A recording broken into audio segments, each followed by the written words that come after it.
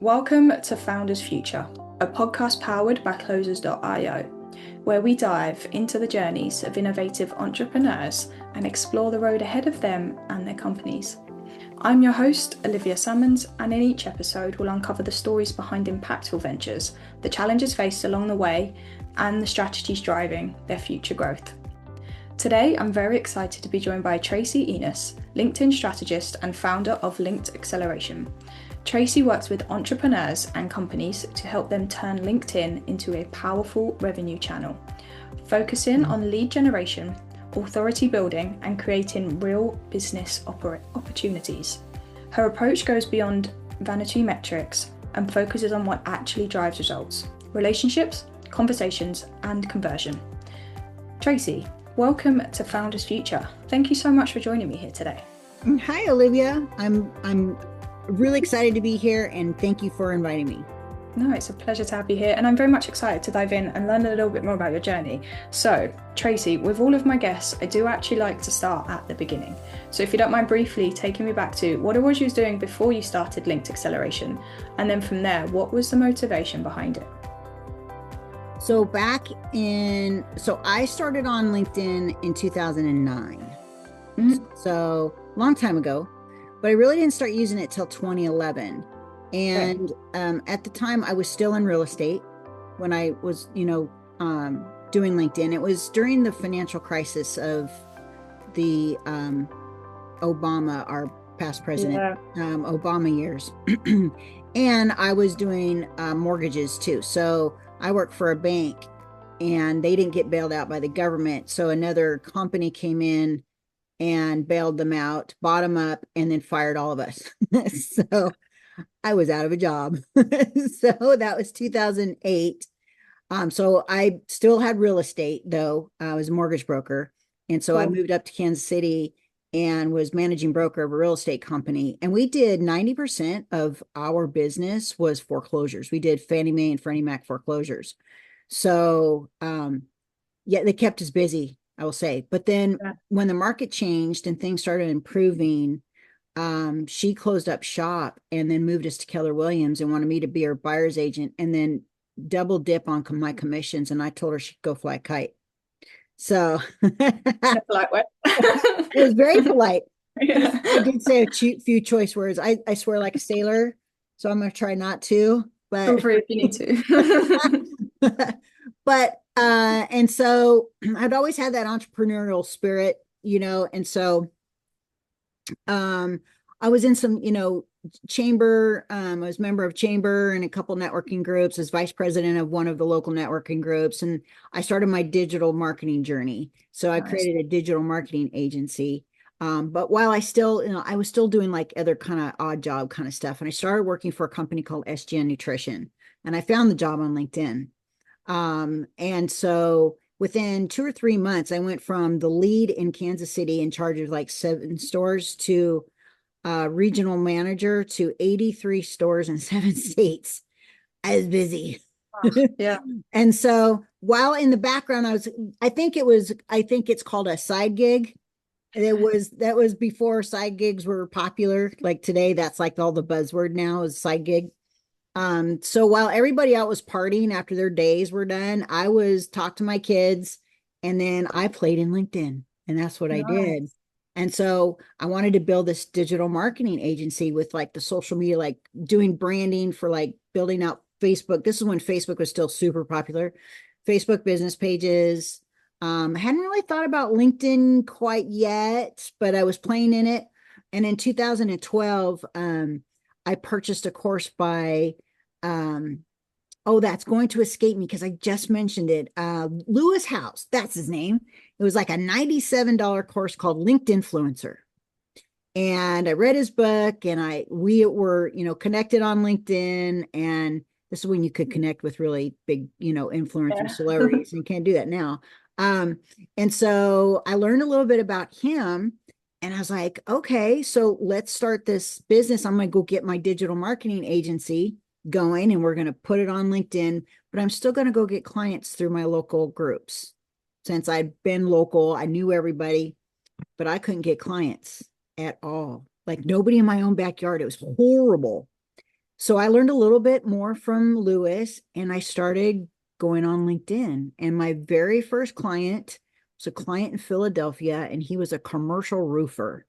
And I'll never forget, he had his profile photo. He had a beer in one hand, he had this big fish in the other hand, and he's wearing his fishing gear and a baseball cap. And that was a profile photo. And I was like, oh no, this guy is getting six-figure projects. This is not what he wants to look like on LinkedIn, right?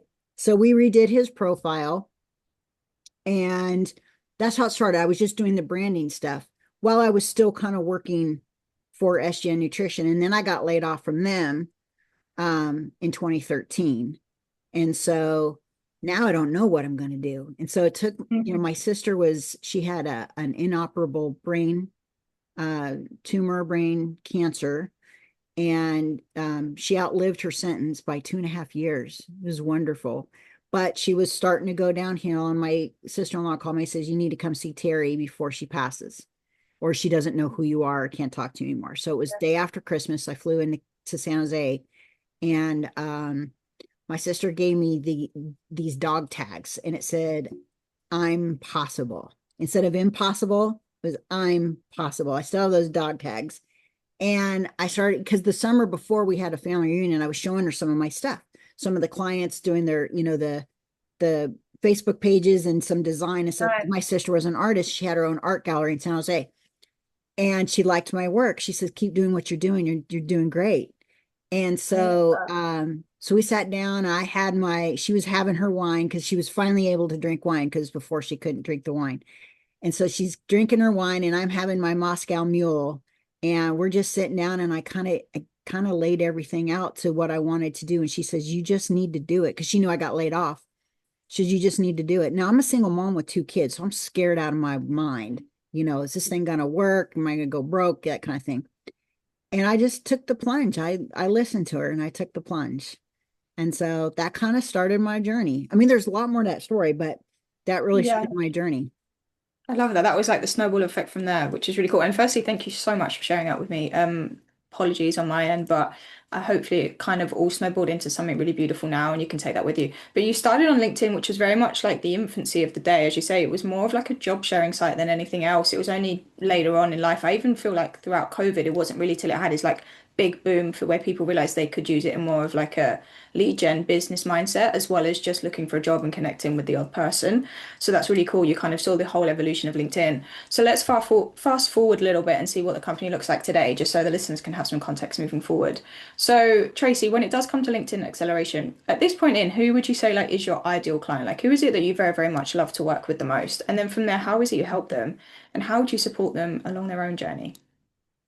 So it's really evolved a lot since my first time. I was just mentioning to somebody today, a potential client in South Africa, that when I first started this, I was doing profile makeovers for $300.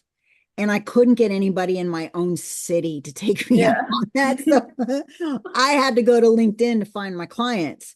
And today, that's morphed into like, that was like anybody. I'll take anybody. I wasn't niche specific, industry specific. It didn't matter. I was just going to do it. But actually, I'm kind of glad I did it that way. I know that's not what they teach nowadays in marketing. They say you got to, the riches are in the niches. But it really decided or helped me decide who it is that I really want to work with, and then how I've grown over the years. So today, I mostly work with high 6-figure to 8-figure companies. And Cool. I'll be honest with you, it's still not industry specific, but I always see typical industries come my way. Like I have some very obscure industries, like one client right now I'm working with for almost a year. They're a copier and printer company out of Washington, D.C. You would never think that was gonna I mean, like that is very obscure, right? And you'd think also too, with my real estate mortgage background, that I work with a lot more realtors and things like that. Those are the laziest bunch of people out there. Like they say that too. When you're in real estate, it's 20% of the agents that do 80% of the work. They're not Yeah. kidding. That is not a No, I lie. know. I had a brief stint in real estate as well, and I realized that about a month in, people paint life, and you'd see people would turn up to the office once a month and they'd have their deal and they'd be done. It was like, I'll see you Yeah. next month. Yeah. Yeah. And we're like doing 10 to 20 deals a month. Like we Yeah. were really, kicking ass, taking names, but I still find that very, very much so on LinkedIn. Nobody wants to do the hard work, right? They're on LinkedIn. They just don't want to do the work, right? So Yeah. um anyway, so I mean, I've worked with construction companies. A couple years ago, I worked with an eight-figure company that was, and again, construction, but they did a lot of high-level commercial and industrial roofs. Like, think like Hobby Lobby, think like Mm. large universities. They even roofed the Pentagon back in the 1920s. Right. Cool. So yeah. So Wow. now, and while these guys aren't using LinkedIn, the CEOs and the executives, they're not using LinkedIn to actively, get new business from there. They're there for branding because they Yeah. want the company page to look great. Hopefully somebody, because I stopped working with them, but hopefully somebody in their office is actually doing the company Upkeeping. updates and things like that. But the CEOs look really fantastic, Cool. so Yeah. but so I typically work with those type of high level companies, and I'm still not industry specific, but the way that I do profile makeovers, it's my secret sauce, and it doesn't matter what industry they're in. But I have had some challenging ones that if it wasn't for the secretary that worked closely with the CEO, I probably would have given them their money back, said nope, not doing this. I worked with the NASA engineer, and that man was so smart, I didn't understand half of what was coming out of his mouth. I can imagine. Yeah. I would be in exactly the same position myself. He was a Yeah. great guy. I'm not gonna lie. He was a really neat guy, and I really liked him, but it was way over my head. Like, woo. Yeah. And he was Um, trying to attract other engineers. So yeah, way out of my comfort zone. But it was a good learned lesson though.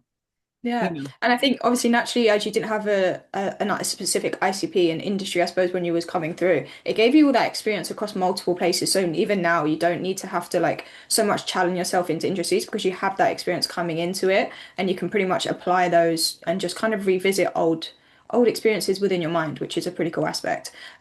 So what is it like to work with you then? Do you work on a very like one-to-one level, just so you are kind of deep diving and making sure it is personalized to their look and their need, I suppose. So I'm going to be transparent. I had a rough few years. So when COVID happened, my dad got ill. So my youngest graduated in 21, and he came to the graduation, and then he did like a 2 month trip with my mom to go see family all around, the country. And then like a month after they got home, my dad had a stroke, and then he Wow. ended up getting a frontal brain bleed. So now he's got dementia. So, and I'm the youngest out of seven kids. So if you can imagine getting all of us together on Zoom and whatever, trying to figure out where to put dad, because they were living in Arizona at the time, and my family lives in California, Yeah. and so um and what happened is LinkedIn got put on the back burner, and I paid a big price for that because I was doing content. Content was going great. But I'm going to tell you, Olivia, content's not where the money's at. I'm just going to let you know. And that's, Oh. contrary to what other people are talking about right now, but I'm going to be contrarian. Mm. So, and so I got penalized by LinkedIn, and I'm still penalized by LinkedIn. So I can't Wow. get content out there that converts. But you know what? At the end of the day, what keeps my lights on is relationships. Relationships are built in the inbox. And so it doesn't matter the industry that I work with because the system is the same, Yes. exactly the same. So, yes, riches are in the niches. I'm thinking like if you're going to create a course or you're going to do a group coaching program or something like that, you want them all in the familiar space, right? But when it comes to, growing revenue and doing marketing and sales for your company, the system is the same. And Yeah. LinkedIn offers the same opportunities regardless of industry. They have Sales Navigator, you have two inboxes, you got your company page, you got newsletters. Yes, you can do content too, you got events, but relationships are built by talking to somebody, Okay, right? so And so that's really what I do with companies is first we build their brand, And then I work with their sales teams or their marketing teams Love it. and help them internally create the system that works for them. And, Beautiful. and they, go off and take it away. So I do work one-on-one closely. That's always been a struggle for me is, working one-on-one is not something you can scale, right? But man, I love it. I really do. I really love it. I guess that's that controlling Italian Irish girl in me. He says, I gotta control the situation, which is bad. But that's why I don't outsource when I write profiles. I don't outsource this to any of my team members at all. And I don't have employees.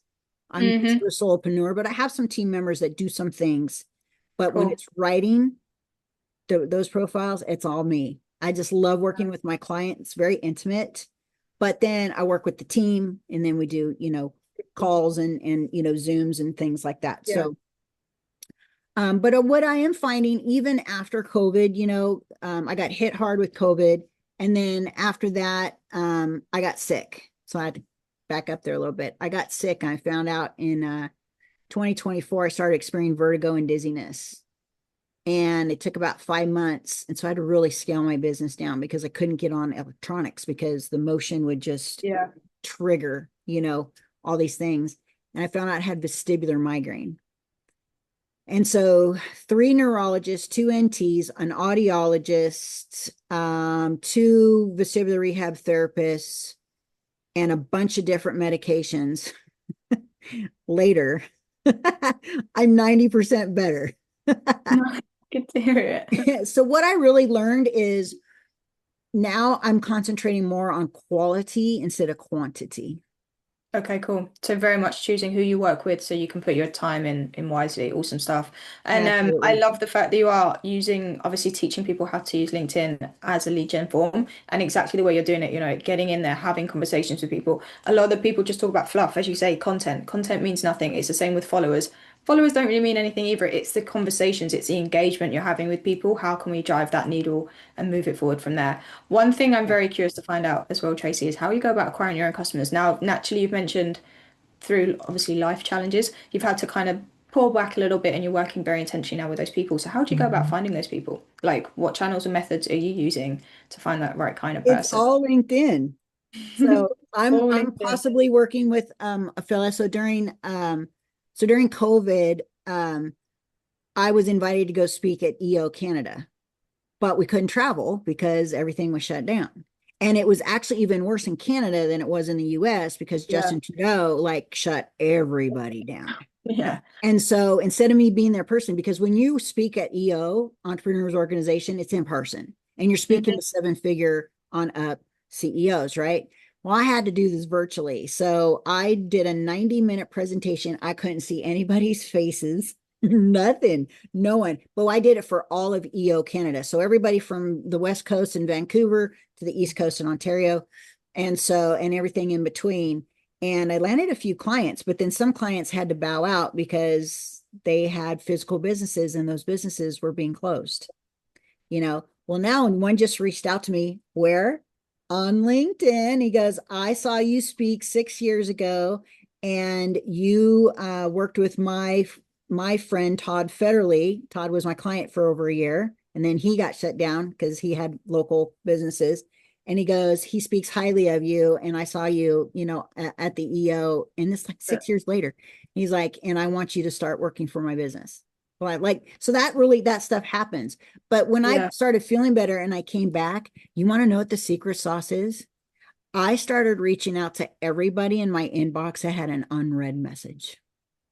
Oh, love it. Every single Great on the one. I had follow-ups. over 500 unread messages. Sick. I love And so, that. so I just go in there and I look at their profile, see what they're up to. I look at our past conversations in there, and then I just start a conversation. Is everybody ready right now? No. Does everybody feel like that they need to improve their LinkedIn presence or their campaigns? No. That's okay. I'm here when they are. I'm staying Yeah, top of mind now. Right. exactly. But Yeah. there's some gold in there. And I don't, people doesn't realize that, there's some real gold in there. I've got 20,000 connections. I don't have a ton of followers, but close to 20,000 connections. And my ICP is sitting in that Yeah. network right there. And I think people they're still trying to get new people, new people, new people. Man, I think if you really, want to, if you want business in the next 30 days, go revisit your inbox. Yeah, squeeze that pipeline. I couldn't That's agree right. more. And it's one of the things that most like new founders do, as you say, get mistaken on. They just always think, how can I bring new people in? How can I bring new people in? But you do have a gold mine sometimes sitting within your inbox, like scrolling through exactly what you're teaching your clients to do. Like go through and check those. Like let's run through that, send some messages. Just stay top of mind. Keep going, keep going, keep going. I used to work a lot on LinkedIn and I used to send about 400 messages a day. And that's exactly the process. You just keep kind of going through and you find those people. There's always a diamond in the rough. But if you're not reaching out to them, they're not going to be thinking of you either.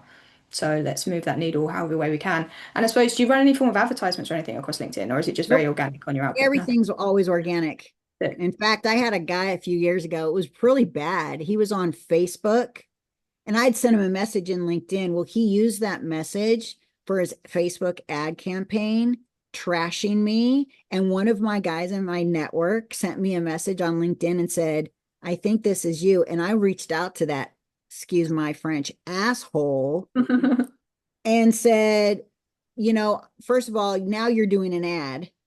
I don't Yeah. do ads. Everything I do is organic. And then you just trash my messaging. I'm trying to get to know you. I didn't pitch you. You Yeah. know, he was a straight up jerk for sure. Douchebag. So, 100% douchebag. But but even then, that did not sway me to go and start, pushing out ads or anything like yeah. that. So, And I suppose with all that being said as well, what are your like visions or ambitions for the company moving forward now? When you think of maybe the next 6 to 12 months, like what are those goals or those targets that you're working towards achieving? well, I did find that a lot of people I work with either can't afford the high level services that I provide or they don't see the value in it. That's fine. But there's a lot of them out there that could use a help. Like Olivia, I'm really shocked. Like LinkedIn's what? They've been around since 2003. 90% of the profiles that I run across are pure garbage. Like Yeah. they're Still look horrible. like I get 2003 people profile. coming, oh, my LinkedIn profile is fine. And I'm like, really? You're probably bleeding opportunity and you don't know it because you look like everybody else, or your profile looks like it was 20 years ago. You know, Yeah. I don't care that you have, 20,000, 30,000 connections. That doesn't tell me anything. I Yeah. bet you're bleeding opportunity because you go and fix your profile and then start a newsletter. And then LinkedIn is going to tell all your 30,000 connections that you started a newsletter. They're going to go look at your profile to decide whether or not they want to follow your newsletter if the topic is, of interest to them. I guarantee you get 2 to 3,000 people immediately right Yeah. there that join that newsletter that you can start reaching out to. Yeah. You And know, even on the, I 100% get it. And even on the value side, it's like a lot of people forget that LinkedIn is basically your shop front. Like it's basically your window store for online people. Anyone, you send an email, you send a text, you send a call, you even put a flyer up. I suppose 99% of the people are going to go and check your LinkedIn page. And whether this it's that what they're doing and that's what they turn you away for, but you might as well have the money to make sure it is there, it's presentable, people know exactly who you are and what that looks like in today's world, not and just this 20. is what I tell people: 99% of your activities on LinkedIn are tied to your personal profile. Treat it like it. Yep, So exactly that. it's not a contrarian view here again. It's not a website. It's not a landing page. It is not your resume. Are there aspects of all three of those in there? Yes, but I bring the human to the profile. What people neglect are things like organizations that you support, projects that you worked on. I secretly call those case studies. There's a little part of my secret sauce. Recommendations. Go get at least 10 recommendations because LinkedIn says, this is LinkedIn stats, not mine. If you have at least 10 recommendations with your keywords in there of a current service that you're providing right now, you're going to improve your chances of showing up organically in search. Okay, 10 recommendations, whether it's from peers, clients, whatever, but 10 heartfelt recommendations. Your volunteer work, honors and awards that you have, even if they're not traditional honors and awards. I had a client that he grew dahlia flowers with his wife up in the Pacific Northwest. And he didn't have any traditional business, honors at all. But they took these, they had competitions and they would win with these black dahlia flowers. So we added that to his honors and awards. It's the human, it's that likability. People go and they'll read that and it's like, I really like that about them. And so it brings down that wall. And then they're more likely to take that next step with you, whatever that is, whether it's, connecting with you, messaging, replying to your message, Yeah. getting on a call with you, whatever that is. So Yeah, I yeah. couldn't agree more. As you say, it makes you human, and that's what people want to see. And Yeah. taking it there. And Tracy, I could actually speak to you all day long, but we've breezed through the time. We've run out of time to talk. But thank you so much for joining me today and for sharing your incredible journey and insight with us. Where can our listeners reach out best to work with you or connect with you if Right they would now, like? LinkedIn, but I'm gonna let everybody know I am working on my first course after 10 years. 2015 was my last course. I just found it the other day. It was called the LinkedIn Lure. Isn't that cute? I didn't come up with the name, somebody else did.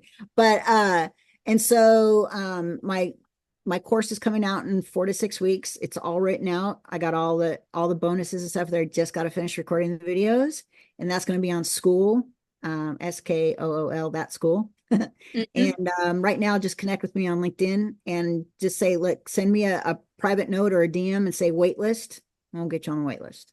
Beautiful stuff. I love it. And Tracy, thank you again for joining me. I really appreciate your time today. Thanks, And Olivia. no, and to our listeners, if you enjoyed today's episode, please be sure to go and check out Tracy. Drop her a message on LinkedIn, as you just said. I'm sure she'd love to hear from everybody and get yourself on that wait list for the new course. And yeah, do not forget to subscribe to Founders Future, either via wherever you listen to your favorite podcasts. And if you are a business owner, specifically a coach, consultant, or agency owner, and you're really looking to scale your business and you want to enhance your sales and marketing efforts, visit closers.io to hop on a call with one of our team and discover how we went from zero to $30 million per year in less than 3 years. But until then, keep on climbing, and we will see you on the next one.